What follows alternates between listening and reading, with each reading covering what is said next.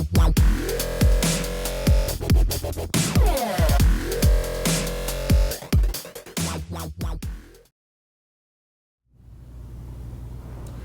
is Bill Bragman with YakGear, and we're going to go over how to install the Railblaza Starport. We're actually going to show you three different ways. The Railblaza Starport is the basis for all of the Railblaza accessory mounts. The Railblaza Starport base is actually a three-part base.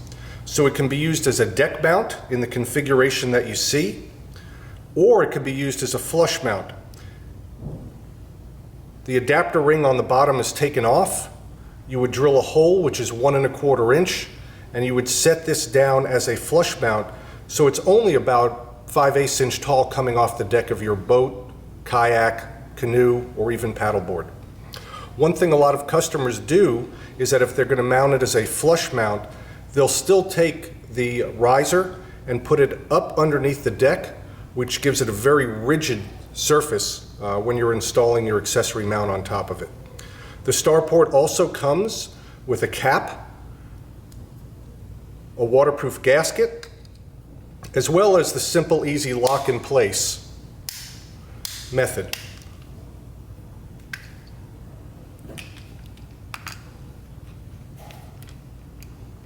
Unlock, put it in. If you ever need to move your accessory or retask it for something else, you can take it and turn it, and once again lock it back in place very easily, and it slips right out.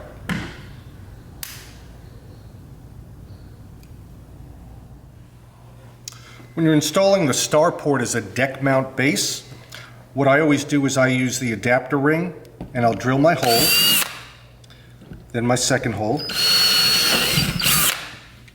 I always use waterproof silicone.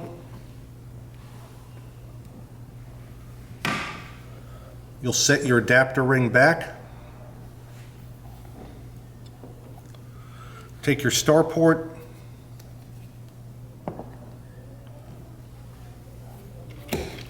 The screw I'm going to use this time is just the machine screw, because we're going to actually put washers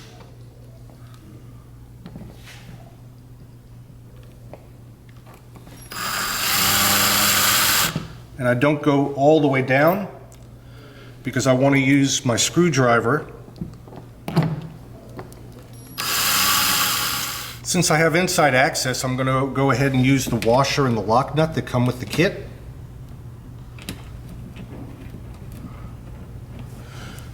They're number 10 screws. You can either use a pair of pliers. I like to use a socket set. Now I'm going to hand tighten it the rest of the way. As I mentioned, I always want to finish hand tightening rather than using a drill. You want to make sure that you don't over torque the screw and strip it or cross thread it. And hand tightening is always the best method.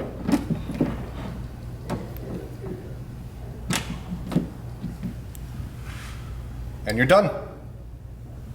Second method I want to show you is with the self-tapping screw.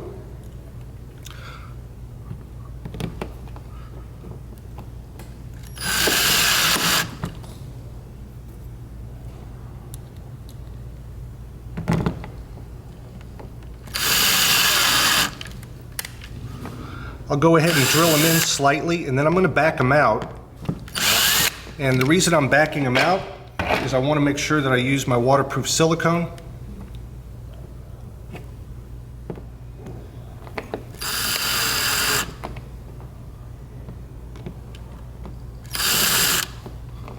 Try to find the same hole. And I'm not going to tighten it all the way again with the drill because I don't want to over torque it. So I'm going to use my hand screwdriver and tighten it down the rest of the way. Now, the difference in the first method versus the second, the first being when you use your washers and lock nuts, and then when you use your self-tapping screws, unless you're using the self-tapping screws in a piece of starboard like that's offered on the Hobie Pro Angler, they're mounting boards. If you're going to be using your Starport base with your rod holder to actually troll, you're going to want to make sure that you use the washer and lock nut underneath. So with this Starport base being mounted with self-tapping screws, you would use that more for your mobile device holder, maybe your telepole with light, and those type of items, non-weight bearing items. We're going to install it as a flush mount now. So I'll take my Sharpie, I actually mark an inner circle. It doesn't have to be perfect as a circle, but what you're trying to do is find the center of that. I'm going to use an 1.25 inch paddle bit.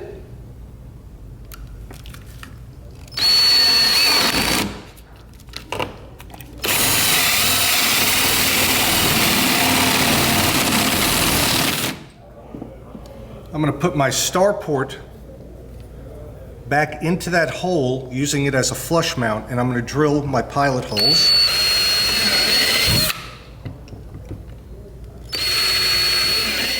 Now we're going to go ahead and install our screws. The nice thing about using it as a flush mount is you already have the gasket underneath, so you don't even need to use waterproofing.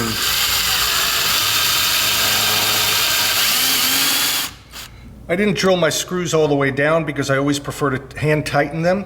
But what I'm going to do is I'm going to take my adapter ring and actually put it up underneath. I'm going to use my number 10 socket.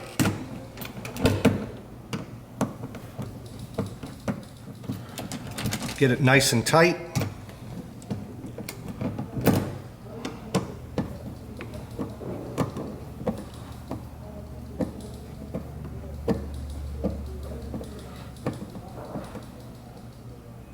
And do the other side as well.